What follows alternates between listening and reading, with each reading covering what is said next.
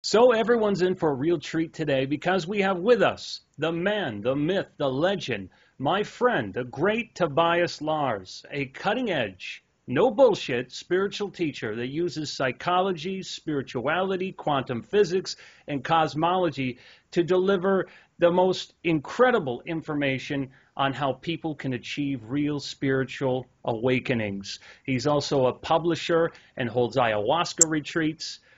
You guys are in for just an amazing talk today.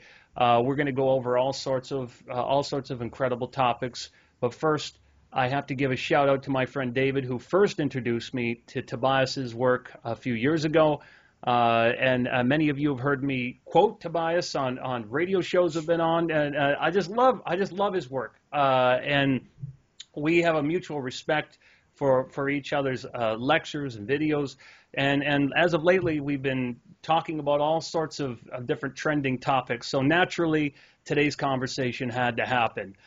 So for everyone watching at home, stay tuned because we're going to get into some fascinating stuff here.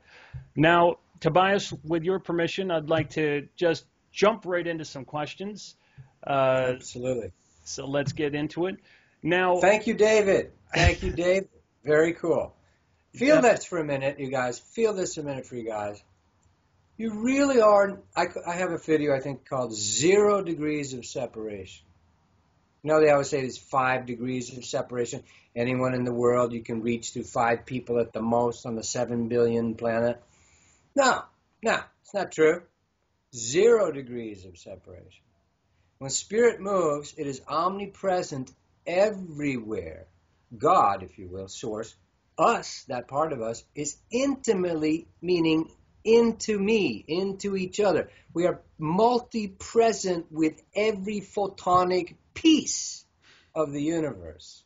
So, David, thanks for being within us and hooking us up. I love it. And again, this is the sort of knowledge, these are the sort of realizations which you're all going to get here, and you're going to continue to get the more that you listen to Tobias. Now, Tobias, I know you come from a background of scientism because your dad was a physicist. You also had a Kundalini awakening at 19 years of age. So it's fair to say you've had a fairly balanced perspective of science and spirituality. So when did you heed the calling to start this work? Well, that Kundalini experience, I'm a freshman sitting in Storrs, Connecticut at the University of Connecticut on the northernmost part of the campus on the cold hill where the agricultural department has the cows. And one evening, and it started with the Tao Te Ching. I was absolutely not even an atheist. There was nothing against anything. It was an agnostic. It was not even a concept of, it was just being. I was still sort of innocent in a way. It was like many of us have felt, many of us that have come here, you know, from around the galaxy or whatever you want to call it, we have been incubating. And often the best way to keep us is sort of on a need not to know basis until one day you start waking up, right?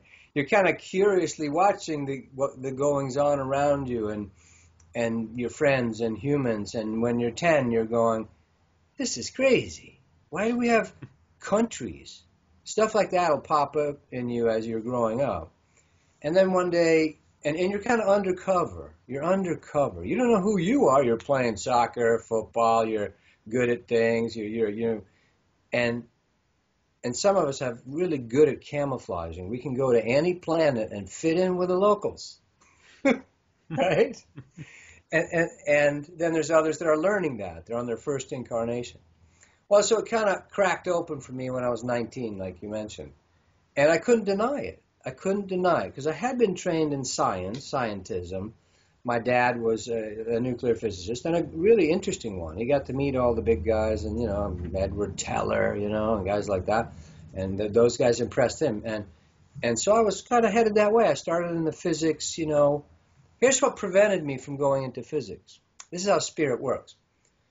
So I said, well, I'm going to do physics. I had an epiphany one night, like my dad, but I'm going to do it with the ancient gods involved. I had read a book called The Tao of Physics with Fritjof Capra as an author. I think he was a research fellow or something at Stanford. I don't know if he was a full professor. But he wrote a beautiful book called The Tao of Physics. I'm like, because I just read the Tao Te Ching, and then this book magically appears in my life. I'm 19 years old. I read that and I go, boom, look at these quotes from Niels Bohr, etc., Schrödinger and all this. I'm like, I'm in, but I'm also going to incorporate the spirituality that's starting to happen, with reading the Tao Te Ching.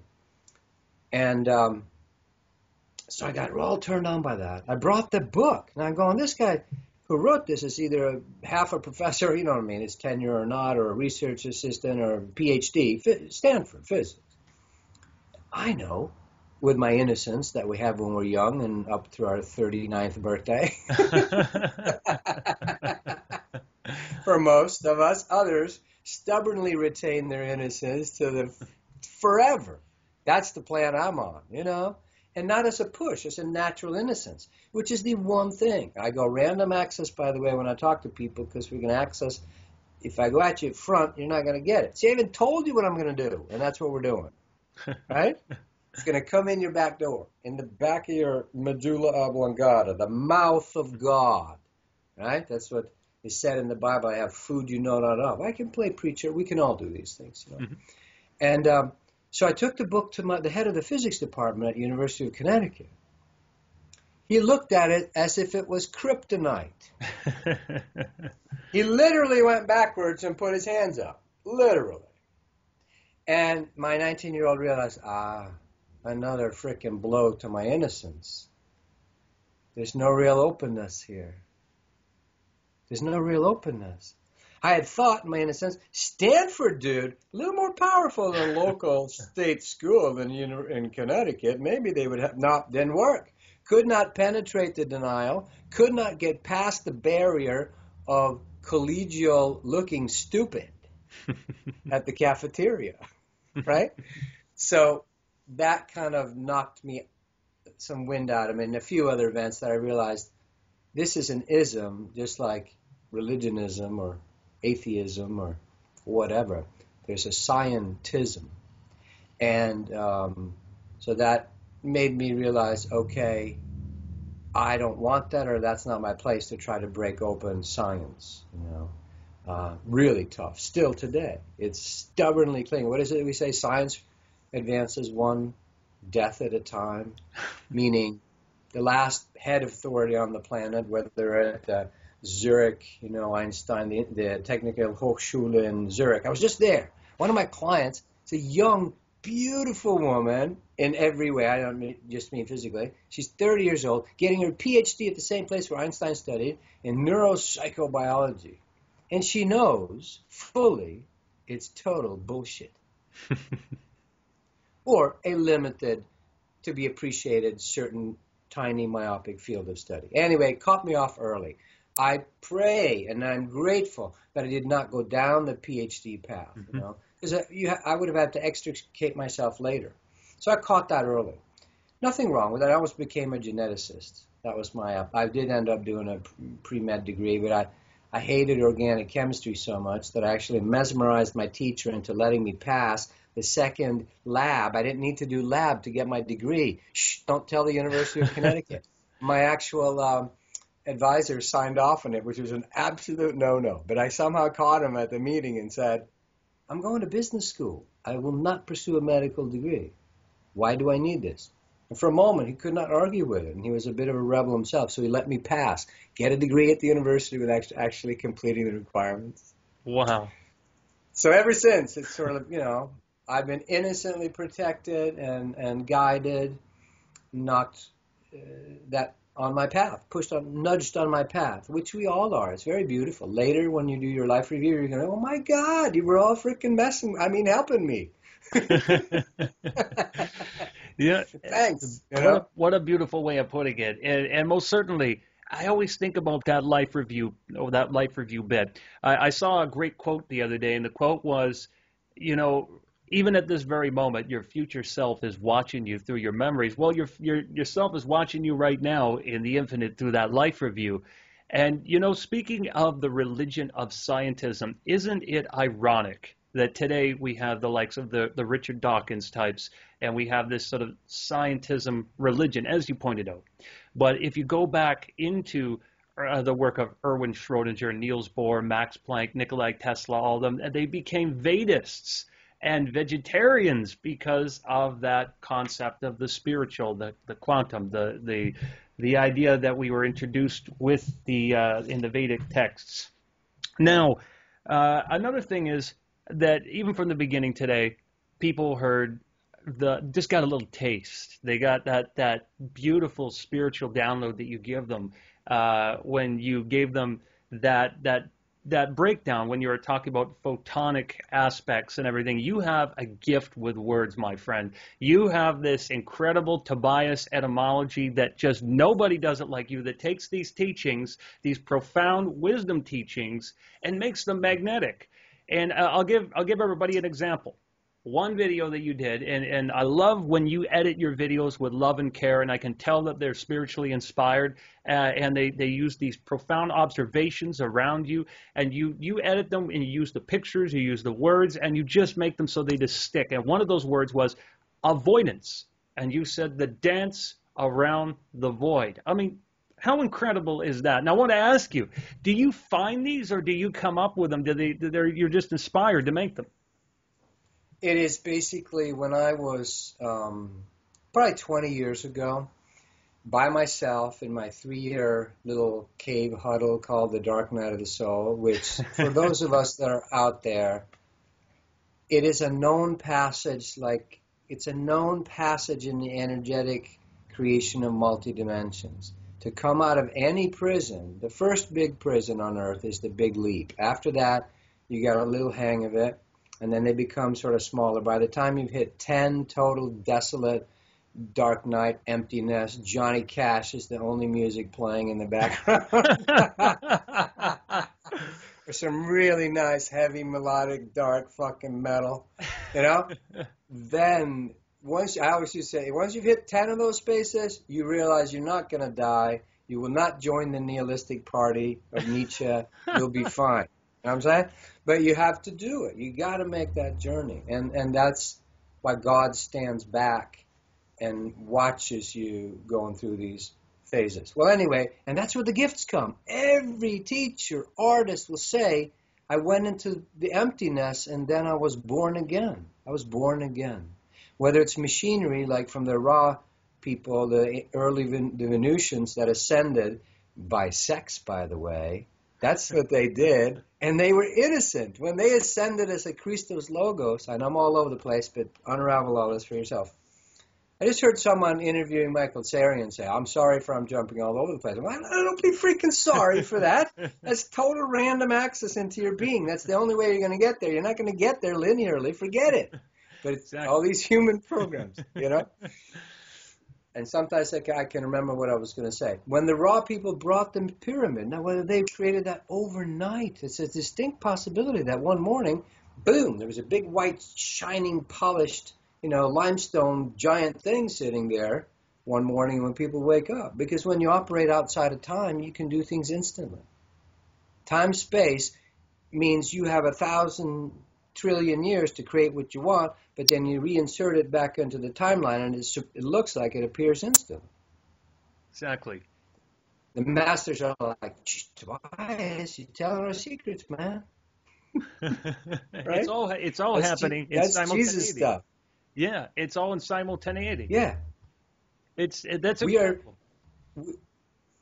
We are slowing it down, or we have been programmed to slow it down so we can be bamboozled and work hard for somebody. Who wants us to work hard for them? Do you ever notice that bankers have what's called bankers' hours? That's a hint from our sardonic inner selves that bankers' hours. We don't trust this thing. So, well, anyway, during that dark night of soul, the lords of language appeared to me in a grok. The lords of language, I call them.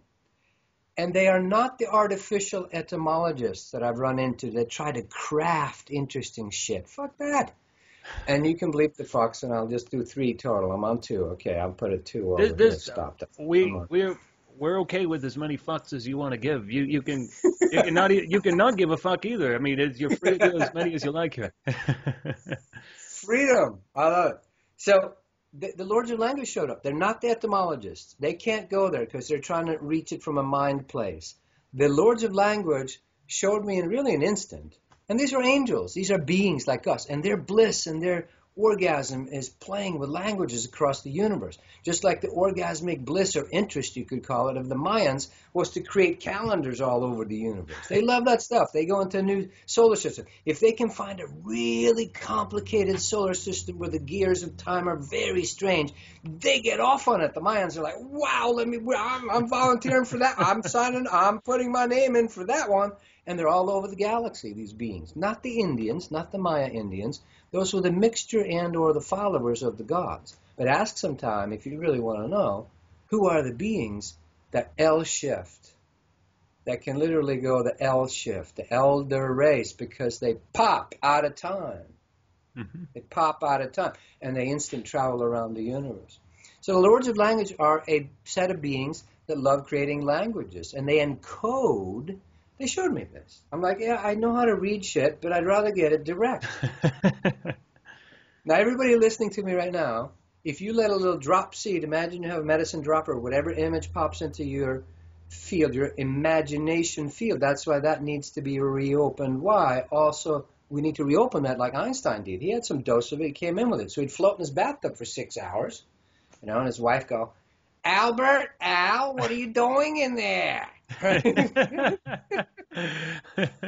I'm traveling on light beams. Just leave me alone for a while. Put the food outside, and he'd never eat it. Normal when you're in, floating land.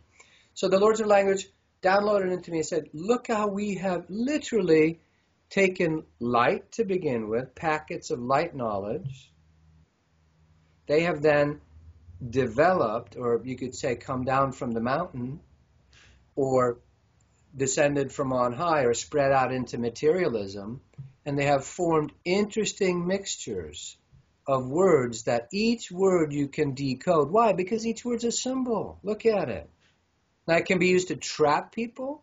In the story of Babylon, we came too close to the center of the knowledge. I'm going to stop with the mountain thing. It's more like concentric rings, like onion rings, and we humans got too close to that forbidden knowledge, and so we got shattered, right? Mm-hmm. We shattered it back into hard. Now you have to sit there and write it on stone.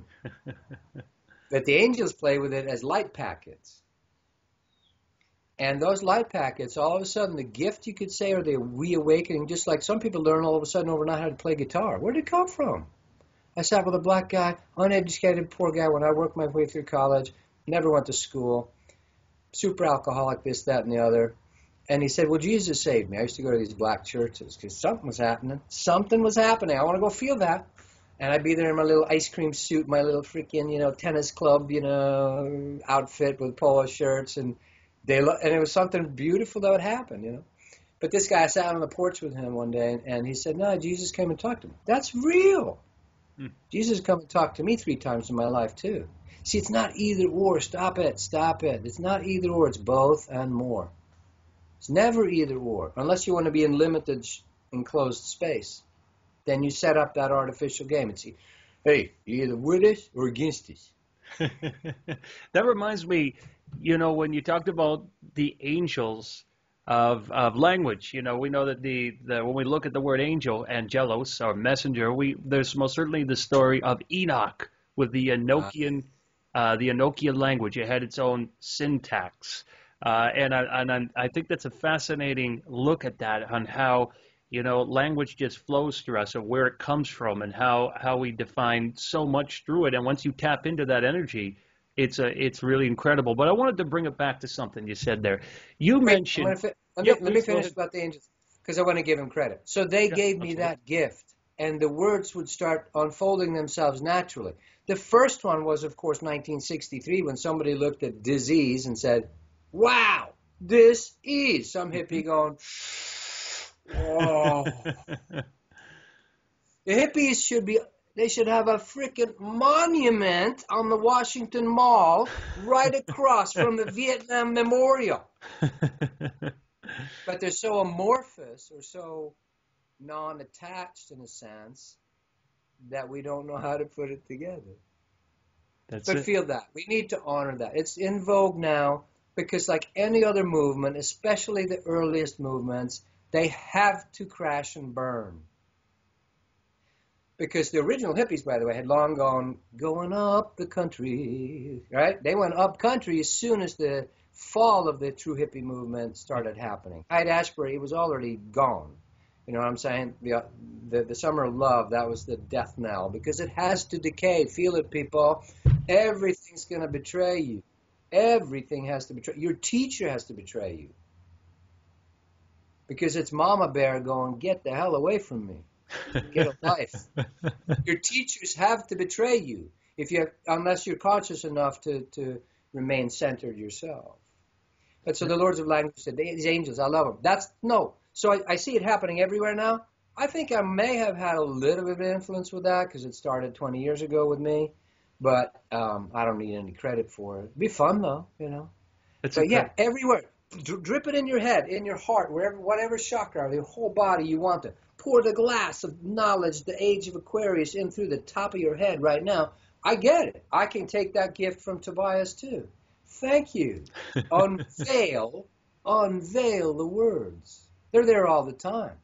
Every word can be decoded, unconstructed. Imagine that letter, that solid black letter, kind of like when sand blows away and it becomes more omnipresent and you start feeling the influences of the individual feeling thoughts behind the language. You can have that talent. Any talent that exists is dormant in you. All it takes is an activator stick, a knock on the rock. I love it. I mean, wow. But we have to let that in because the programming has been, this is the truth. Do not think for yourselves. Thinking for yourselves is very dangerous. You'll end up like Johnny. Now, you've obviously seen the work of Emoto before with, taking the ice crystals and words, and most certainly people have talked about how there's a sacred geometry to these various words. Does that mean with this type of word magic, or why we call spelling, when we're working with word spelling, it's like making a spell. Does that mean, are you more mindful with your words day to day, the way you describe yourself and things, or you just let it flow? I hear you. Actually, thanks for bringing that back. I was going to say those letters and symbols in stone can either be an imprisonment or an enjoyable game, one of the rungs on the ladder, one of the layers of the onion, depending on how you are interacting with them. It can become dogma, locked down, written in stone. And that's the way it is, folks. Walter Cronkite. This is the only way to look at the truth. Don't think for yourselves. We have news programs like ABC's 2020 because you could never see things correctly. We must tell it to you. Listen to us. You can either lock it down or you can enjoy it as a phase of experiencing whatever this thing is we're experiencing. Love it. Love it. When you know this clothing I'm putting on, it's just the clothing. I want to wear this. But people are even afraid of that. That's how much we've become sheeple. Oh my God, orange hair. That's very dangerous. Look at that guy. They eat food differently than us. Oh my God, that's unbelievable. That's weird. It's just weird. Weirdness leads to the devil. We've been, and finding those places where we're still programmed in ourselves can become an interesting game. What was my reaction? Be conscious and present. Someone's different than me. What's my first reaction? Fear or intrigue? And not judge yourselves. Not judge ourselves. And catch those programmings in ourselves. Because unless you're like 3 days old on this planet right now, you got some programming. No, Tobias, I wanted to ask you too.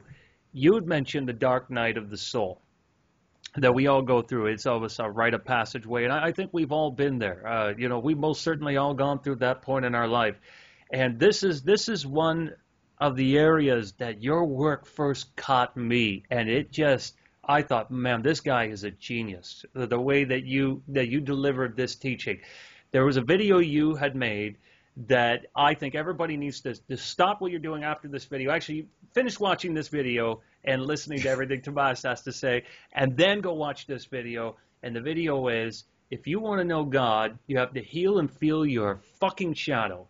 And at first, you look at that concept and you're like, oh, I have to feel my shadow, and you're like, well, what is that really? A person starts to think, is this, the various things I've been denying and pushing down, or is this, is this a shadow that's being cast down on the ground? What is this? And then I think about all these new age self-help books that are out there. They're all fluffy, and they don't really get down to the brass tacks of things. They don't really cut the bullshit and really get into it about who we are. Now, can you tell us what does this message mean? What did that video mean to you when you're making it? What was going through your mind? Well, first of all, I thought, I can't publish this. One morning I was just frustrated, whatever was coming in, and I know this is me that does that stuff, and if I hit a place of inspiration, but it's no different than Paul McCartney writing Yesterday. It's coming from our noosphere. It's coming from God. It's, we can't take credit for it. We can try, but then you become some old rock star going around playing your one-hit wonder, and the spirit is gone. You know what I mean? It's like B.B. King going, the thrill is gone. You got, God is no respecter of persons, all the same thing. So I am very appreciative, and at the same that I am some little tool, identity that occasionally, I know what it feels like when it jumps in my body. I never prepare, because prepared is like, oh my God, do you want to listen to a prepared speech by, pick your president? No, it's horrible. It's horrible. The only reason we're intrigued with Trump is because he's a tiny bit telling some fucking honesty. That's why people are intrigued with it, but then we're also depressed because like, oh my God, this is going to end in disaster. But so I really thought, no, I can't put this out. Are you kidding? And so, but usually spirit jumps in my body and goes, publish on the YouTube thing, publish. You know what I mean? Off it goes. Right? Too late now. I'm going to lunch. I don't want to think about it, right? There could be bad repercussions to no calculating. I don't like it. It's not because I just don't like it anymore. Yeah, I know how to contrive shit and prepare it and rewrite and and all that and judge and analyze. I don't want to analyze. I'm sick of it. I want to live simply. When Osho says, when they're making his fancy robes, he's still into fancy robes for whatever reason. He said, no pockets. Don't put any pockets in my robes. That way I won't have to carry anything. I love that. It's the same thing as, therefore store not thy treasures on earth, because rust and moth will eat. Yeah, it's the same thing. You ever notice that? Sometimes you go traveling for a month and you go, I forgot that I have any other possessions. Where'd they go? That's it. You forget. And I'm fine.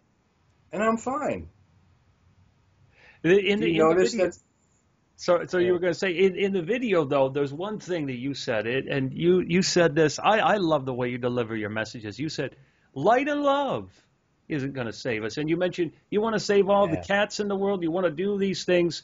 How do you think on percentage of the people you work with at the Course of Awakenings? And that's another place people should go listen to the Course of Awakenings. Or go to your website, the Course of Awakenings, listen to your videos, and get the course, buy the book, and really look at these materials you put out there. When people are looking at a true awakening in their life, and they're trying to become more aware of themselves, they're trying to, become more whole. How many of us are pushing down the feelings in our life and blaming ourselves for our past? Do you see that a lot? People not accepting themselves? Oh, for sure. The main thing is most people haven't, we're, more of us now, millions of us on the planet, I think, are ripe. 7 billion people, 20%, 1.4 billion people. That's a lot of people that know there's something wrong and rotten in Denmark, and they're open to something new. but they have not been given tools. I always say, did you ever get a class, like maybe starting in 8th grade when all your, hormones started up, how to actually talk to another person about how they're really feeling? No, that's not taught to anybody. There's a few idealists trying to do things with kids early on now, which is beautiful. But so no one gave us any tools, like 202, how to deal with your rage, in a way that you don't actually hold it in, but don't actually kill the other person. Nobody taught that. Some secret mystery schools, yes, but public teaching, no. So it's a dangerous thing. It's like walking around on a powder keg. It's Pandora's box. You've been suppressing this shit for lifetimes. The last, whatever you could argue, since the fall of Atlantis, or whatever you belief system you ascribe to, but thousands of years, we've basically been in kill or be killed mode on Earth. Imprinted, burnt at the stake, Genghis Khan, and then bucolic, beautiful stuff living out in nature, but always this threat of here comes the marauders that are going to take over and kill the village. So that imprinting has been kill or be killed. So it's very dangerous in a sense. I don't encourage people to go all out unless you're living alone in the woods somewhere, because you're going to realize everyone around me is a programmed zombie, which is why we're all into those zombie movies, because on a deep level we know it. And so it's been against that. Don't show your feelings. How you doing? I'm fine. No, you're not. You completely freaking twisted up inside. And you don't know how to deal with it. And then the pharmaceuticals come and prey on us, and etc. So it's a dangerous way. It's like when you're opening up. Imagine it's PTSD. We're PTSD humans. When you come home from the war, wherever you've been, you need to process that stuff carefully, or you're going to wake up in the middle of the night and murder your whole family. How do we safely? Well, we don't want that. Believe me, for people to be rushing into that. How do we safely begin to heal and feel our fucking shadows so that we can start to deal with this stuff? Right. So we can go direct here, which is be like Eckhart says beautifully. He's so sweet for us because his truth is so powerful that he has to bring it to us very, very gently. If you confront the sheeple too quickly, you get the pitchforks and the torches. Okay? We've seen it a lot in the planet. Hello, Jesus. Not a good idea, not a good scenario anymore. Never was, in my opinion, and I don't actually think that Jesus really wanted that. I think it was sort of a learning lesson for himself as a human impatience, and the same with Martin Luther King, in my opinion, by the way. Well, yeah, they wanted to free Barabbas in the story. Yes, they would rather have it. When you trigger the masses, you're triggering the ego reflex. Mm-hmm. The ego reflex is very dangerous. It's a scared dog. Scared dogs bite. Confident dogs don't bite unless they have a reason for it, but they don't lose their stuff. Mm-hmm. So the masses still are very easily triggerable. This is what people in the movement like you and trying to show people, many of us now, that to cut off that manipulation by the cabals of being able to easily manipulate the masses. Look, boogeyman over here, go get him. And on the other side, they're going, look, boogeyman over there, go get him. It's the easiest game in the world, you know what I mean? Feel for a minute, guys. Feel the clerics and the whole Middle Eastern thing, which is being angled for World War III, that we've been told about for 50, 60 years. But feel how easy it would be to get little kids in the madrasas, the Islamic schools, the fundamentalists, the various groups of Sunnis and I don't even know them all, but Shiites and so forth, and their various subsects, just like we have 1,500 Christian churches that are varying fanaticism and so forth. But imagine how easily it would be to show those kids, look at America. All you got to do is frickin' show the news one night to the kids and go, look at this horrible satanic country.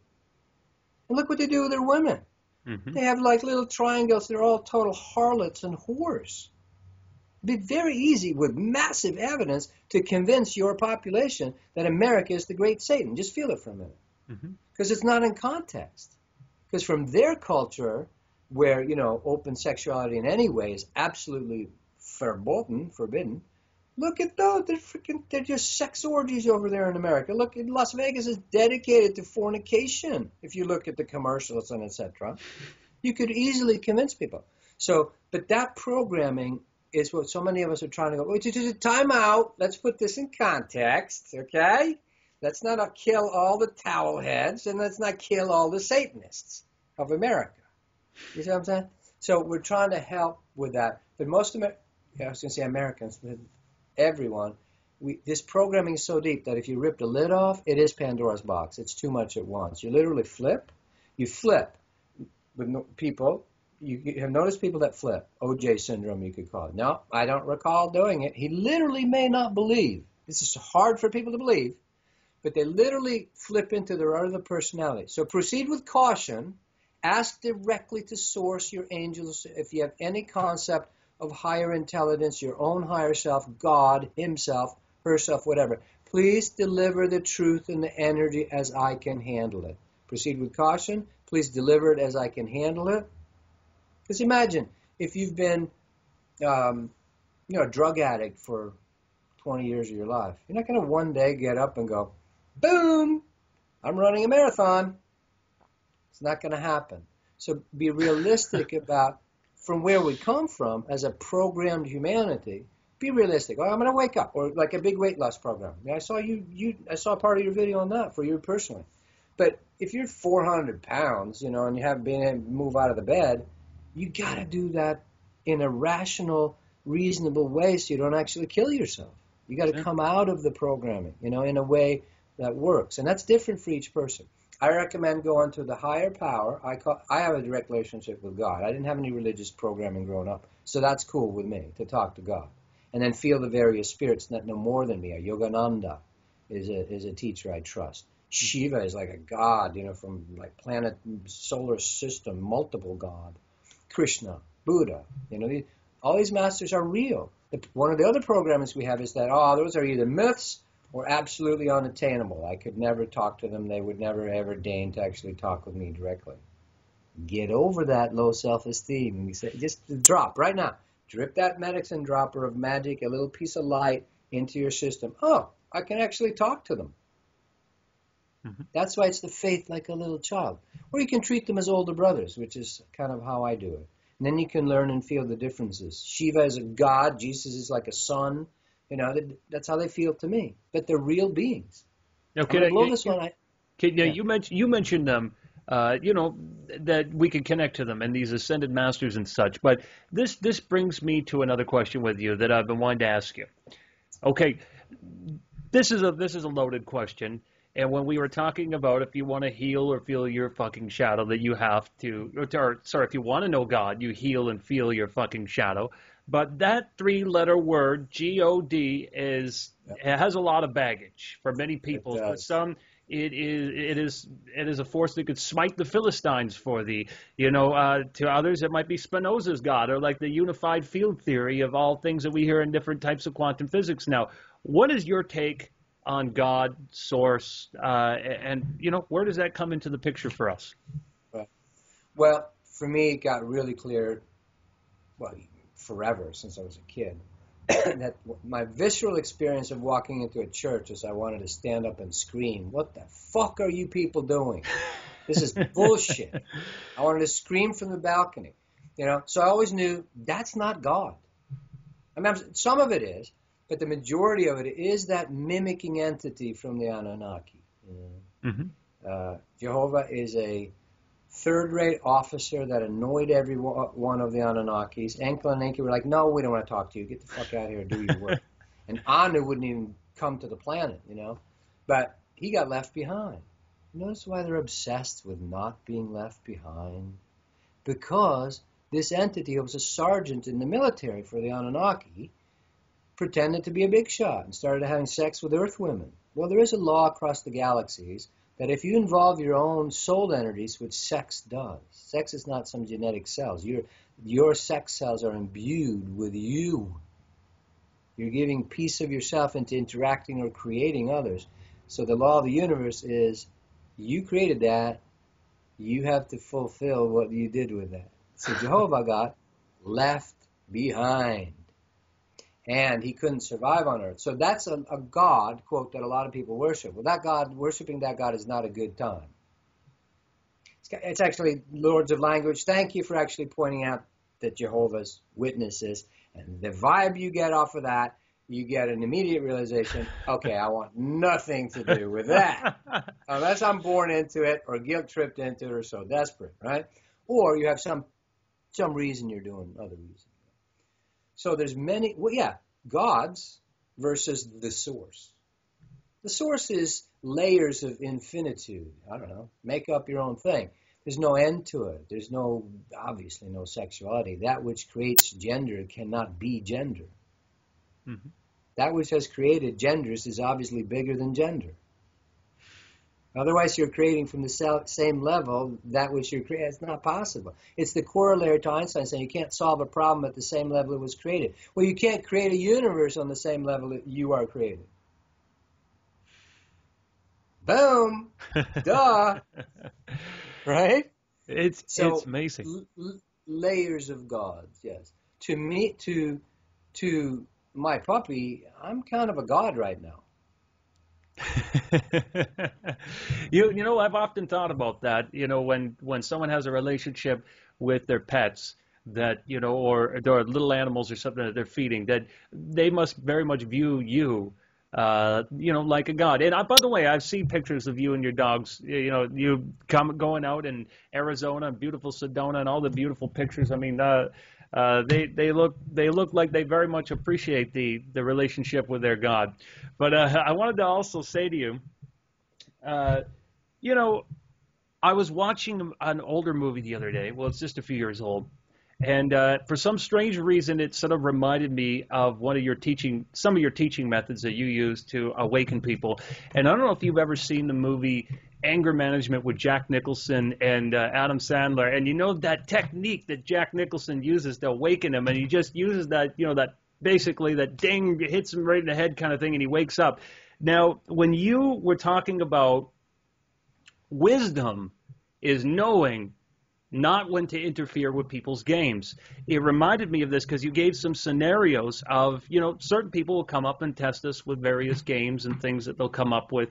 Now, can you give us some examples of what people's games might be and how, you know, we can gain wisdom by knowing when not to interfere with them? When you were saying, I know, you know, obviously remember that video. Sometimes I don't. I'm like, really? I made that video? But anyway, that one, wisdom is not interfering with people's games. And I heard this time, wisdom is knowing when to interfere with people's games. Interesting. That's good. I'd like to hear about that. Because when you're the master in that movie, it's Nicholson's the master, right? Yes. And he's being kind of crazy Zen. Totally. You know, kamikaze. Left field attack, you know, when to attack, when to interfere, when to trigger people. Now, real masters do that. But until you're there, you probably, you know, that's a dangerous area because you don't know exactly where the safe zone is. Right? At first, we need to extricate ourselves. Yeah, we're triggerable. We're hookable, you know. Oh, I got hooked. My mom will hook me, you know. I remember once with my mom at her house, and she had roses, and my mom's a freaking crazy artist. I mean, she would tell me, she'd go, no, I see the dolphins in the sky, you know. You know, that was my mom, so she's not like some little, you know, grandma, right, that's stuck in Leave It to Beaverland. But she's really good. She's a good adversary, like the Toltecs say. The Toltec shamans were like, hey, don't fucking praise me and worship me and all that shit. It doesn't help me at all. Attack me, show me where my weak spots are, you know? And so they actually had a saying, the Toltecs, a good adversary is a gift to find. Wow. A good adversary is a gift to find. So those intimates in your life, like Katie Barron, I love her. She's not quite available to the public at the level Eckhart is, because she's really like not playing in that caught ego world, where she says something like, your teachers, your best teachers are those you're living with. You can't argue with that. If my reality is my reflection, they're there for a reason. Oh, I got it. It's spiritual teachers. It's awesome. This is where they learn the higher levels, right? Oh, I'm perfect, man. I'm in the flow. God's using me. I'm freaking high, doing my seminar, helping people. I'm channeling Mother Earth. I mean, literally, last trip to Australia, Mother Earth jumped into my body. And she had a message for these women. It was like the usual 2 guys and, 10 women. But interestingly, in ayahuasca land, it's often more men. Men are more like Don't frickin' tell me all this shit. Give me the fucking medicine and let me experience this shit, through myself. The more I throw up, the better I feel. Hey, David, by the way. This guy, I love David. He was, literally, he said, is there a world record? He's from Britain, right? Is there a world record for throwing up? Because I think I'm in the running. It's like, men tend to be attracted to ayahuasca more. It's a balance for certain. So I went left field because I wanted to. I love it. What was the other thing? We're not doing the linear here. We're doing the abstract. That's where the real spiritual awakenings take place. You know what's happening, Johnny? You know what's happening more and more on our webinars? What's that? We literally go into the no time space. All of a sudden, everything goes blank. And by the way, if that's happening to you guys out there, that is part of the awakening. I have so many clients. They're like, I'm in the grocery store. I can't remember my name anymore. What's wrong with me? I'm like, it's normal. Do not go to your doctor. Do not rush to the psychiatrist. Please. We'll have to come in with a rescue squad and an extrication team. It is normal. How else are you going to enter the blank state, the no mind that Zen people talk about? And we're learning to be comfortable with it. I watched a video of Eckhart once. He was in India a few years ago. And he got up there. Now, most people you can't recognize this so much until you start being able to recognize it. There's a Zen statement. How will I recognize it, Master? Because you will recognize it. Eckhart's sitting up there in front of the stage, or on the stage. And I sense it, and they're filming him as a close-up. And he's looking kind of sideways at the crowd, 3 minutes go by. Nothing. He's got nothing. And then finally he goes,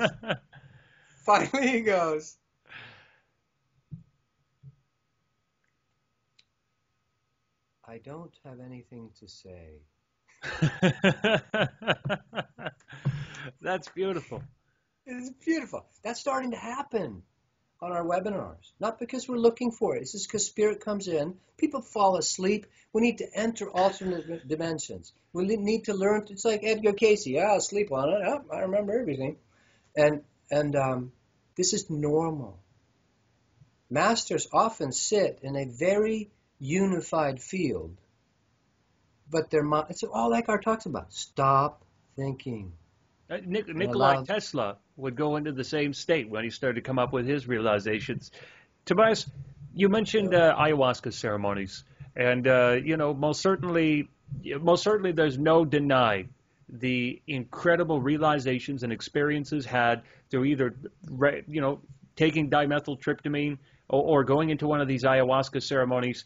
But now that you've taken people out to these ceremonies, I have to ask you, does it get easier for you to want to take ayahuasca and go on the journey, or is it just as intimidating each time you go in? And what do you feel really takes place for people once they've gone through this transformation?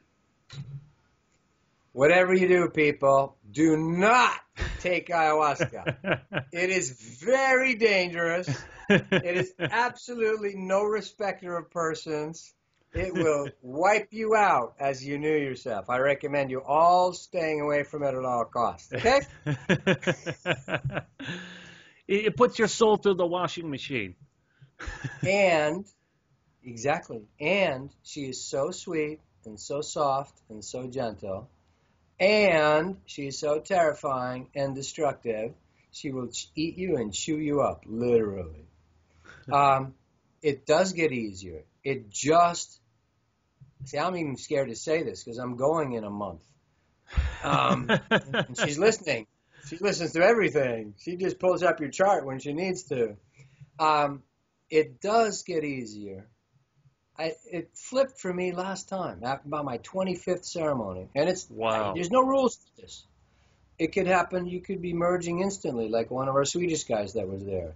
He drank a normal strong dose. We're not doing weekend doses, like the Uno Daime Church or whatever. This is, you will purge and you will pray to please either kill you or let you out of the, whatever. This will happen during the ceremonies. If it doesn't, you haven't given permission yet to go there. But it finally shifted for me to, oh shit, I got to drink again tonight. To, I'm freaking looking forward to what's going to happen tonight. Wow. And I think there's layers of that as well.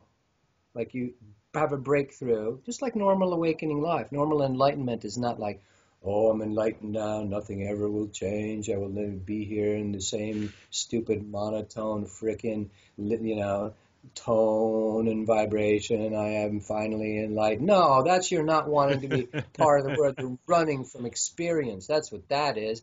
Can I have a safe loka, a heaven here that we create for ourselves so we don't ever have to touch vaginas again? That's bullshit, right? So it does get easier. When that happens, it depends on us. But at first, yes, our ego, and it's a very brave act. It's a very brave act. You are moving not just into psychedelic, and I didn't do a lot of it. I did some LSD when I was young, and then God said, okay, that's enough. Now I want you to do it for real. We need to meditate and do the yoga and, the real thing. And it cracks things open. Mushrooms, a few, yes. This is a mother plant, like ibogaine. It's all-encompassing. You can't hide somewhere in your body while you're enjoying the trip. That's not what this is. People who enjoy tripping, they will do ayahuasca one time and go, I'm not doing that again. That wanted me to actually look at myself. Nobody wants that. I want to avoid myself at all costs, especially those icky parts that are hid down here behind my left kidney. Ayahuasca is a goddess. My second ceremony, I asked her directly. Actually, I asked beyond her. I asked the source. Who is she? What is this? What's going on? What's going on? Joe Pesci wanting to know, what the fuck? What is this? Huh? This is really weird. I want to know. So I'm asking the universe, who is ayahuasca? And I got this download that shamans I've talked to totally agreed with. She is some being that is a realized being, a goddess, from another part of our galaxy. And Mother Earth called out to Source and said, look, the kids are really slow learners, and they're starting to get annoying, and they're actually blowing shit up, and there's real danger here. I know we have to live by the law of, energetic cause and effect and so forth, but I need some help, Mother Earth said to Source. You could say to Father God, but those are all approximations. And as a solution, ayahuasca came in ibogaine. Now, time is relative, so it's been there for millions of years.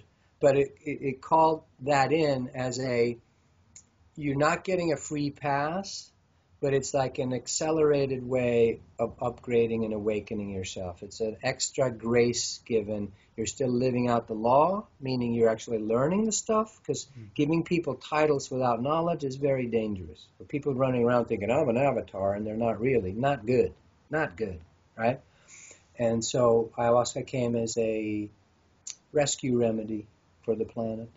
Isn't that incredible, though? Just like you said, it was given to us as a tool, and it's the most incredible thing about it. What is it? Mimosa hostilis and Acacia confucius, that these two vines or plant areas that they were just almost instructed, and the shamans will say, hey, the spirits told us where to find these ingredients, and they put the constituents together, and the two of them have to work together as sort of an MAOI inhibitor kind of a aspect, so you can digest it, break it down, or metabolize it. But I mean, to me, that is incredible. I mean, if that's not evidence of the universe bringing the blueprint out, the instructions, and that goddess coming down, I mean, what is? I mean, that's amazing. Right.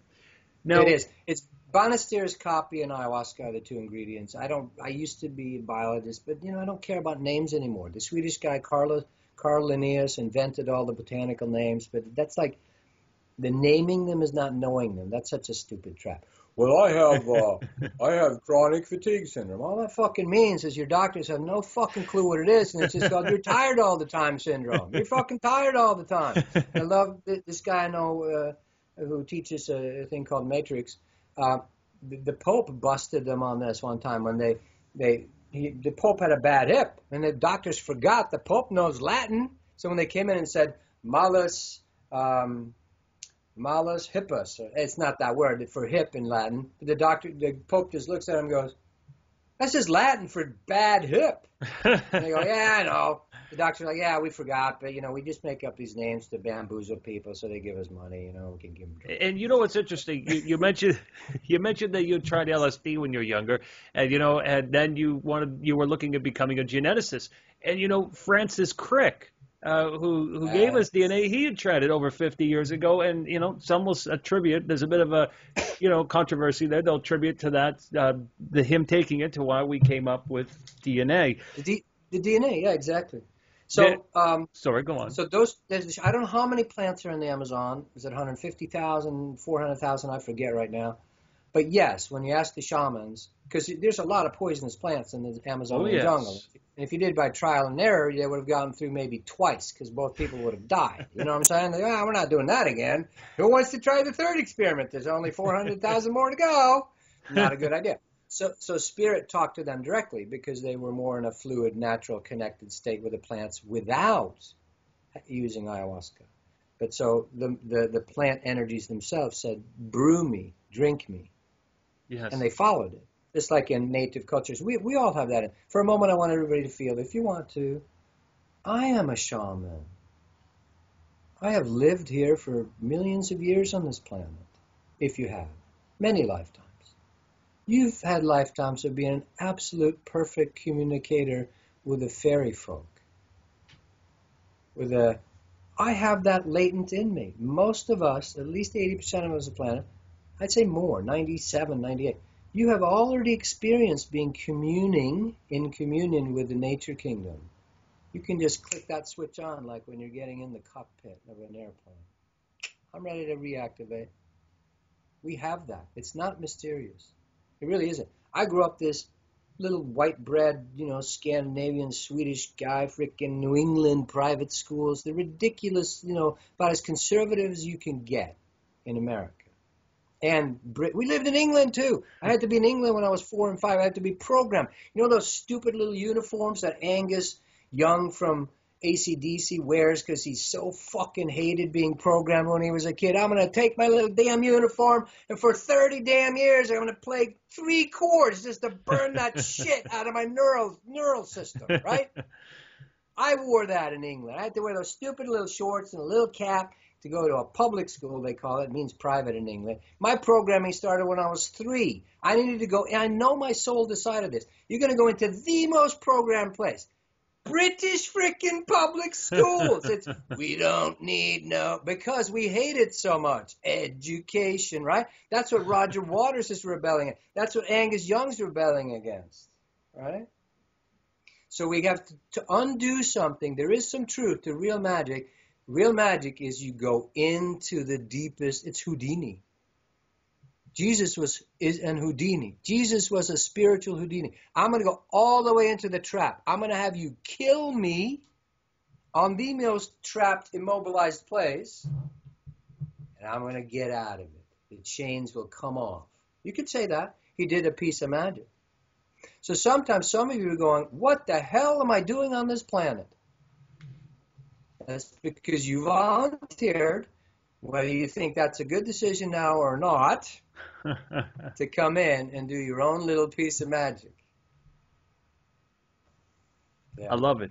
You are already a shaman. You're already a master on one level. And that now you're doing a piece of magic to help, you could say, free this planet. And you may decide from here on in, that's it. I'm never freeing the planet again because that was fucking not that much fun. Right? That could happen. But usually when you go back to the other side, you get all drunk with spirit again. Oh, it's all good. It's all fine. No big deal. Earth, wasn't that awesome? Let's replay the tapes. Look what we did. Oh, that was awesome. You're all going to binge of God beer, God drinking for another few eons, and then you're ready for another job. That's it. We come back around. Now, I heard you talking about the Anunnaki, Anki, Enlil. And you and I have discussed this topic before. We've talked about ETs and whatnot. And I wanted to ask you, what do you think is going on right now with this disclosure of the secret space program, extraterrestrials? Are we ready for disclosure now? Are people accepting ET knowledge? What's happening with that? like that thing. No one knows the hour and the day. You know, the biblical things. Yes. Like God's like, no, no, no, I'm not gonna tell you. It's gonna be a surprise. And that's probably the way it needs to be, because when the mind, the ego mind, gets a hold of something, it messes with timelines. I love David Wilcock. He resonates great with me. I know he triggers the shit out of people. That little frickin' Lord Fauntleroy egomaniac, how dare he say that shit? But that's because, in my view, in my resonant with it, he's honest. And that's his job. And I think Corey Good, come on, Lords of Language, good to the core. Anybody notice this stuff? Corey Good, Corey, come on. They're playing with you in plain sight. They're having fun. Corey, first time I heard Corey speak, I could feel it. I go, oh my God, you're a fragment of the Blue Avians. You are literally them. Given some handicaps so that you fucking stay humble here on earth and don't freak out and start trying to create some church. Right? That's what happens with Alex Collier. Did you ever watch Alex Collier? He said that the Andromeda Council had revealed to him that that's where he was connected to.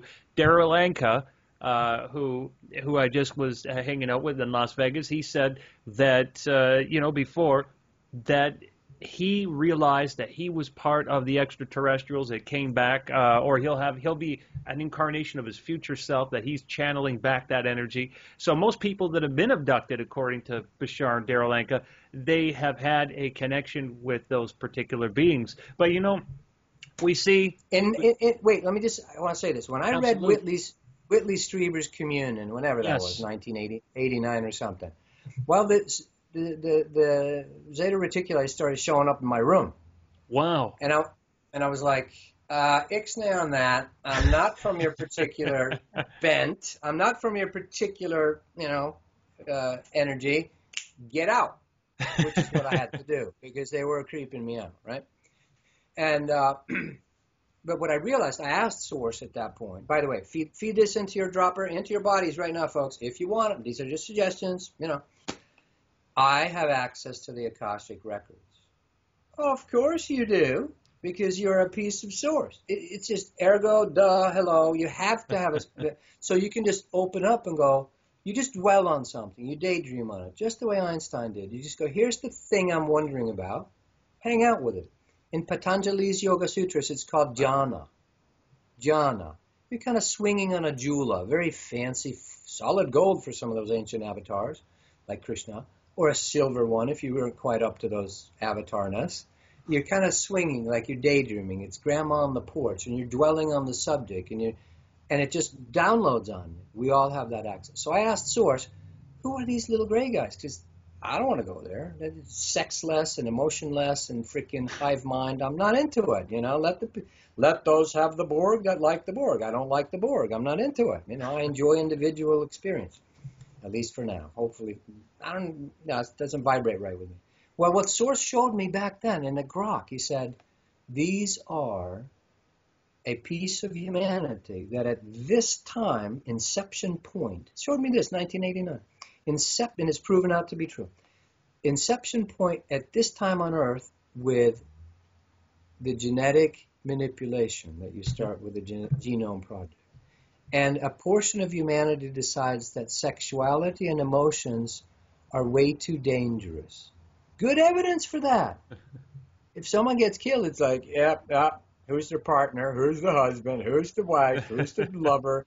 That's who killed them. 89% of it. The cops just go right there first. They don't waste their time on other stuff because it's usually true. Okay, that's good evidence for love is very dangerous. Love kills, right? It does. Romeo and Juliet, not a good ending. Hello.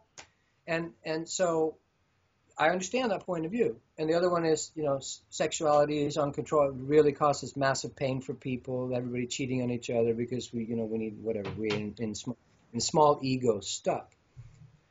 So there's a portion of humanity that decides to genetically, instead of fuck, to create more of themselves, which is hard to conceive for me. But you guys messing with me now. Conceive for me. Anyway, so they get rid of sexuality and create cloning. Well, cloning goes, you breed out vigor, you lose essence, life force. So about 1 billion years in the future, I was told back in 1989, this portion of humanity, and there's various Zeta Reticuli, and they branch off like churches do into multiple, we're better than you, and they blow each other's planets up. There's a whole story, of course. But they get to a dead end about 1 billion years in our human Earth future. Remember, every planet has a different year. You know, Saturn is 29.5 years, etc. People are like, oh, yeah, I forgot. So all the way down the Zeta Reticuli timeline, they go off on a different timeline that actually touches into the 4th dimension. It's metallic, it's hybridization, it's spiritual, but only to the 4th dimension. They cannot go higher than the 4th because you need heart vibrating in you to go above the 4th. Just mechanics of the universe. That's not totally true. On the larger scale, the Darth Vaders of the universe can go all the way to the 6th, but not into the 7th, ultimate merging. But anyway, these particular genetic cloning, the Zetas are only able to go into the 4th, so they can pop ships in and out of the 4th and all that stuff. They reach a dead end. They can no longer clone themselves anymore. There is not enough life force left and present with them. God then, at the end of the road, 1 billion years at a dead end where they are literally losing life essence to the point of not being able to create any more bodies, Source, being absolutely resourceful in any situation, as the Zetas call out and go, we remember in our dim past there was something about God. They call out, and instantly God said, yeah, I'm here, been here the whole time, just checking you out. And they want to continue living. Some don't. There's some very nihilistic Zetas, and they are the bad ones sort of coming into Earth. You know, once you open the gate, it can be both. Good Zetas in the sense of the ones that want to keep living. It's your judgment call. Some don't want to keep living anyway. That's fine. Source just takes them back into essence. See, there's a denial path to awakening. That's the dark side. And there's an expanding way into awakening, and that's the light side. This is a whole nother topic. So the Zetas get given a program where they are allowed to go back to when this genetic cloning program first incepts, which is happening right now on Earth, and they're allowed to, check it, here it comes, abduct themselves to harvest their own genetic material. Or occasionally those souls have made an agreement with the Zeta to assist them. It is not happening against anybody's free will on the higher level. That's what I was showing. This is incredible. Now, Yeah. along with what you were saying, you know, that we're having this, you know, genetic manipulation, and I most certainly have heard this being explained many times for the history of the Zeta Reticuli, and of course we've heard about planet Serpo and, you know, the various cases that Dr. Stephen Greer has talked about and whatnot. But right now it seems like not only are we being genetically modified by all the eugenicists of the year of the world, you know, most certainly we know that vaccines are mutating genes, you know, that there is genetically modified foods, genetically modified organisms modify us. There's all sorts of interesting viruses on the news and all sorts of fear porn. But right now we have an epidemic of conspiracies and pseudo-knowledge. And I know you made a video recently, you know, addressing some of these areas with this pseudo-knowledge going about. But when we look at ideas such being presented right now, such as this flat Earth idea that's coming out, everyone's talking about the flat Earth. What is your take on this? Are we living on a flat Earth? Are we going to fall off the edge somewhere? Which nobody has ever seen a picture of the edge, by the way, because it doesn't exist. But are we? Yeah. First, I want to just say that the secret space program that Corey Good, that resonates with me. Those guys resonate with me, definitely. And whether disclosure, it's like it always is. When someone comes in to help us, like the Blue Avians, they're saying, look, we're bringing in these buffer spheres, literal transdimensional spheres, to buffer the sun's rays. Because the sun is sort of, not the sun's rays, the center of the galaxy's rays. The center of the galaxy can't really take sides all the time. It just is sort of a mechanical love, you understand? God as the spinning yugas do what they do. And then there's various, like, okay, the Earthlings need a little buffers because they've been kind of not studying all semester. They've been partying and avoiding shit.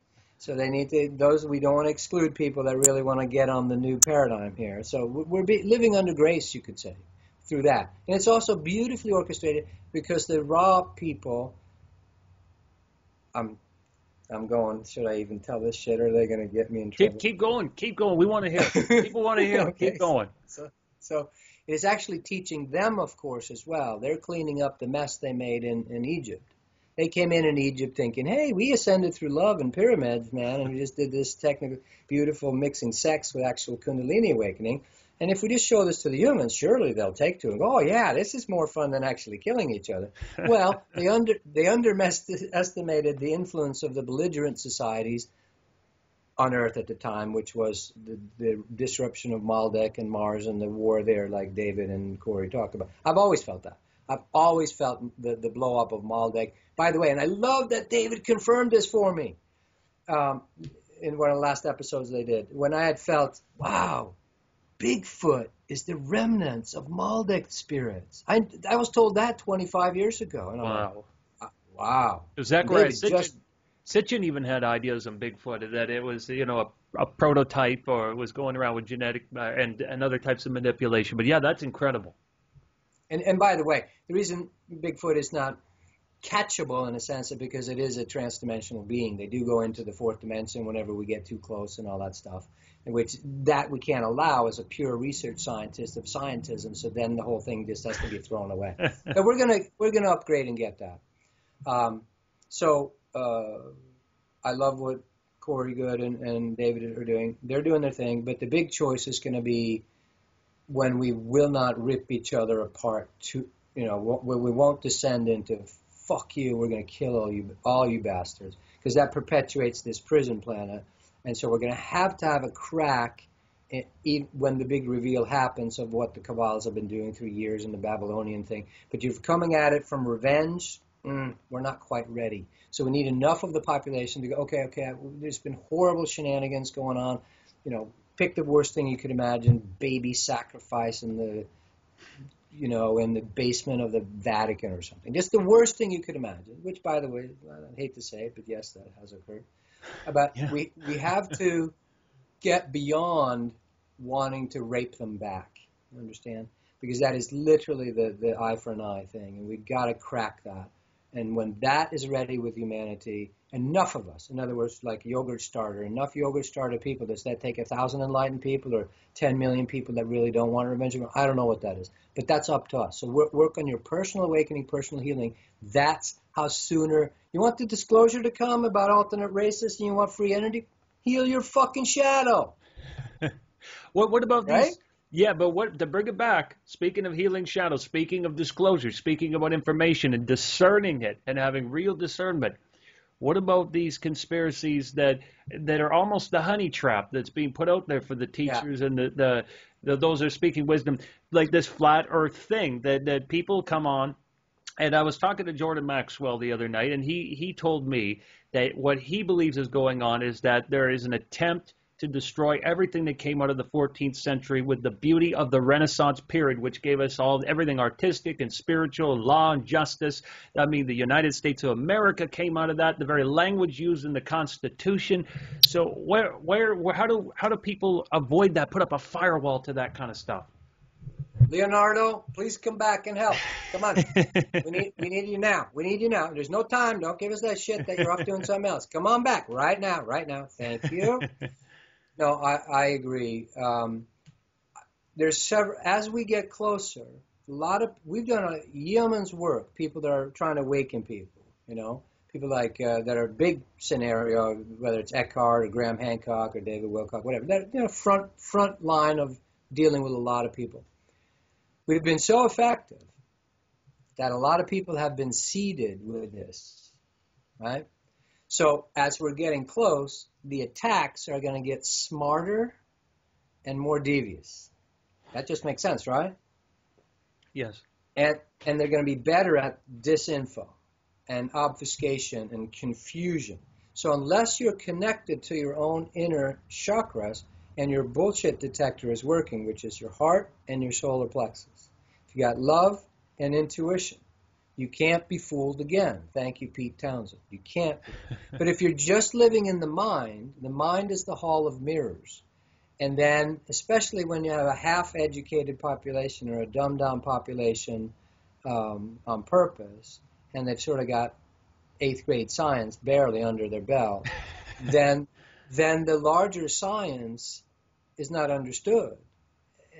Then it's easy to show pictures or put in sort of half-truths. Half-truths on the spiritual path are the killer. Half-truth on the mental path will bamboozle you and confuse you. And there are also the influences of, hey, we'll pay you if you put this stuff out here. Especially people in the movement. You want Judases. You want people that have become trusted. And if you can get them to either flip mentally because they're not connected enough to their own heart and intuition, or if you can get them to be paid off, which happens a lot. You know? I've heard that. I've heard Shills that. and trolls, they're paid to, that's true. They're paid to go into forums of awakening, and there are orchestrated plans like that. But my position on that is that needs to be there. If you don't pass that test and you fall for it, then you fall for it. Well, recently I was at the UNESCO World Heritage Site, Ephesus in Turkey, and even when I was there walking to this beautiful archaeological site, you see a statue of the Roman Emperor Trajan, his foot left on the globe. We knew about Aristoteles and these great experiments that, you pointed out many great facts to me before, all sorts of interesting science about, when we look at the world around us, that we know that there's these spherical aspects in the sky. So do you think, as your spirit of discernment, when you hear this, that that Antarctica is hidden? Because then we'd see the edge of the Earth. Do you think that there's an edge of the Earth here, or do we live on a spherical planet? Yeah, we do. Yes, of course.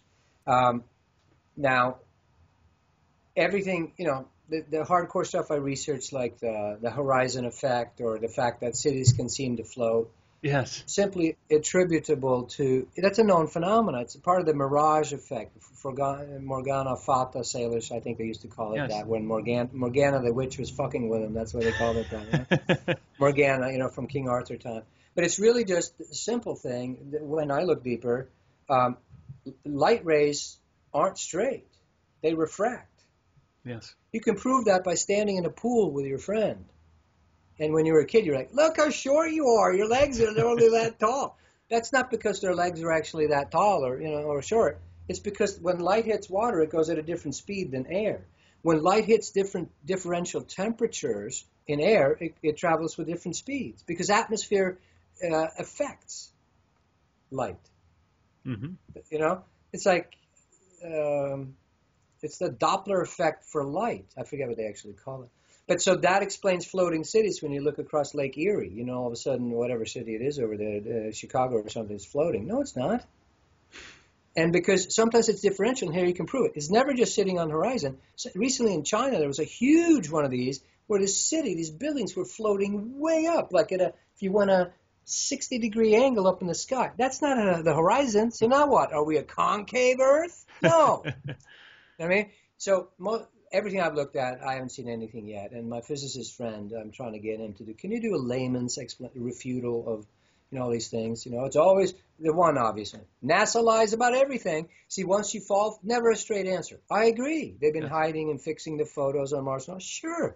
But you can't, it's like you don't throw the baby out with the bathwater. You got to have discernment. Now, if you have spiritual discernment, God's source will tell you, your own higher self will tell you instantly, bullshit. Like when they come out with that thing, don't go towards the light. But that's the short path, by the way. Be connected to real source. That prevents you from falling for stuff, because you have the inner bullshit, the cosmic bullshit detector right now. Again, download the cosmic bullshit detector into your system. Saves you a lot of time, a lot of lifetimes to go, oh my God, that was all BS. Why did I even go there? But you can feel like that one about, the light's a trap. There's no karma. It's just people post that. Oh, that one. Immediately when that popped up 5, 6, whatever years ago, I go, oh, God, are they... I could feel... See, once you learn to feel, you feel behind it to where it's coming from. Oh, my God, what a psyop. They're going to actually catch people with that shit. That was my initial reaction. And I still think that's true. But these are part of growing up as a soul. You have to be tempted. You have to be bamboozled. You have to join the cult. The only way you learn not to join cults for most humans is to join the cult for a while.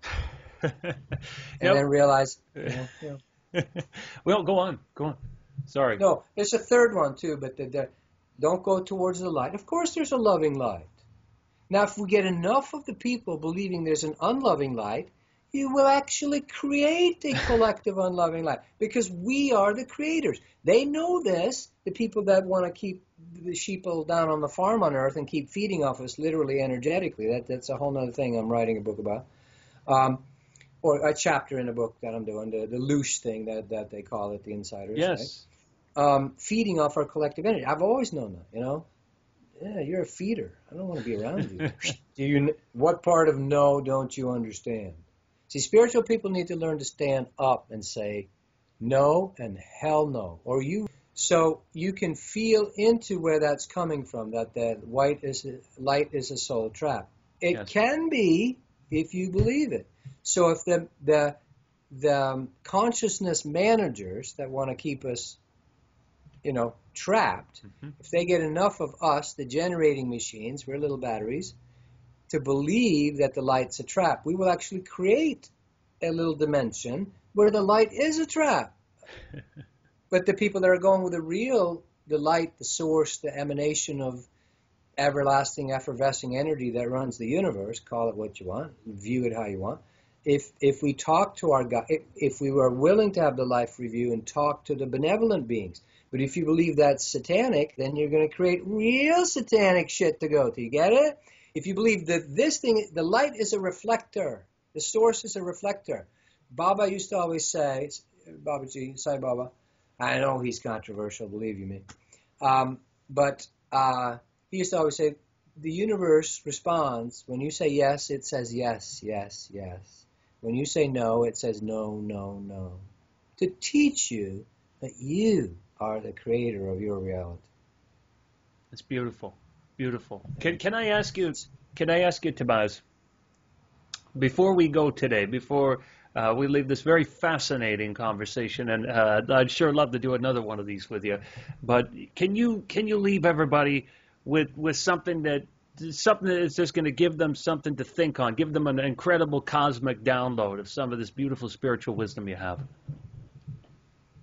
Put me on the spot, eh? It's the spotlight. It's going to be reflective. Yes, yes, yes. I'm gonna do my Eckhart move. 3 hours later, or 3 minutes later, and then I got nothing. Exactly. The thing that resonates most with me is if you can hear, if you call out to your own higher self or an outer intelligence, it's okay. If you put it outside yourself for a while, there's a bigger God, source, whatever outside me, that's okay. Or you can call it to your own higher intelligence. That is the most powerful thing in the universe. And if you decide to connect with that, there's nothing can prevent you from anything you want. Nothing. No, nothing can own you. Nothing can torture you. Nothing can crash you. If you connect to that, imagine for a second, you travel to, once you get that one, you can travel anywhere in the universe, no matter what creatures.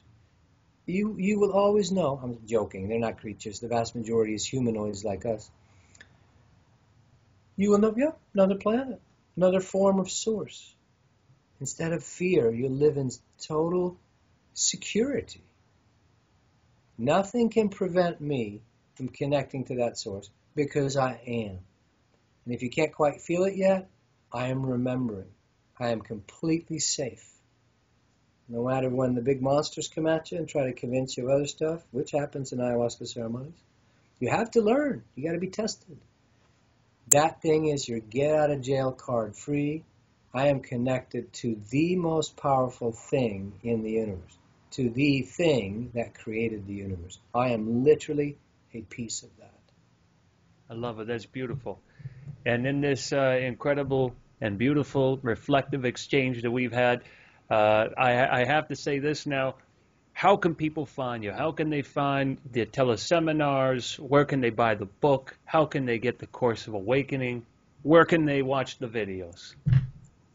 Like I said at the end of our webinar this past Sunday, please don't tell anybody where you can find me. Please do not try to find me. Do not contact me. Do not call me, which is partially true. Be satisfied with yourselves, and that's what I most want. But yes, if people are drawn to it, it's really, I'm not bullshitting here. It's a privilege and an ecstasy for me to work with people. I'm moving more towards the webinar. That's on Course of Awakening. And I'm doing less and less personal sessions now just because of time and because Spirit's telling me. Of course. So Course of Awakening for the webinars, the teleclasses. You can reach me at, the easiest way is to put my name in YouTube. Tobias Lars in YouTube. That gives you 150 videos or 200, whatever it is. Free videos, totally free. Don't have to pay me anything.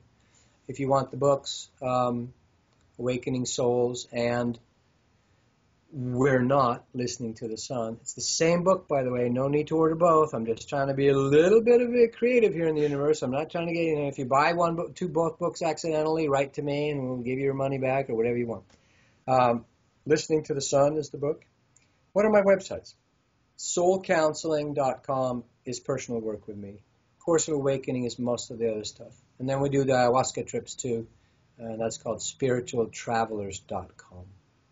Wow. And now you're over 13,000 subscribers on YouTube? 6 years ago, Saffron Aubois, or however long it was. Yeah, 6 years ago. Saffron Aubois, a woman who is a saxophone player, extraordinaire, was in jazz magazines and stuff, LA and all that. She told me one day, because Spirit jumped into her body and gave me the message. She said, Tobias, start doing YouTube videos. All right. I heard it. It went off in my head. Let's end it. And that's it. Just start it. Whatever you guys are doing out there that you want to, if you're here to do something akin, we're all different. We all don't need all to be trumpets. And what you said in the beginning of this, I realize is true. I have a way to say this with words that it reaches into people. Absolutely. And that's my particular little gift. And I love that I get to do that because it's what I like to do. But start your thing. Start your thing. I love it. It's beautiful. I'm so grateful that we could have you on today with us and that you got to share this wisdom and this knowledge. And really, it was an absolute pleasure and a treat. So I hope you I hope you enjoy the rest of your evening and your week and your month. And also, good luck on that next ayahuasca journey. I know. Because she's never predictable. Never predictable. It's like, talk about sneaking around your conscious mind. She knows. And whenever I'm off in Blissland with ayahuasca, I'm like, I got 3 eyes on the doors behind me. Because she's like, ooh, I got them all loosened up. Let's teach them something else. If anyone's drawn to ayahuasca, your soul will know it. Do not be afraid. She is my partner who came out of a super Christian background like 20 years ago. And, she's not into all this stuff. She's just naturally Mother Earth. I said, oh, come to ayahuasca, baby. You're going to see a whole other side. No, ayahuasca deals with joy. She's taken it 8 times, and every time it's been pure bliss land. She's just like floating over there. Did you see any snakes, honey? No, I don't want to see them. You know what I mean? So ayahuasca will customize exactly to you the way God's source would. The most loving protocol. It is completely unique and unpredictable. So if you're drawn to it, come on down. Come on down. You heard it, everyone. And until next time, we'll see you soon. Like, subscribe, and check out Tobias.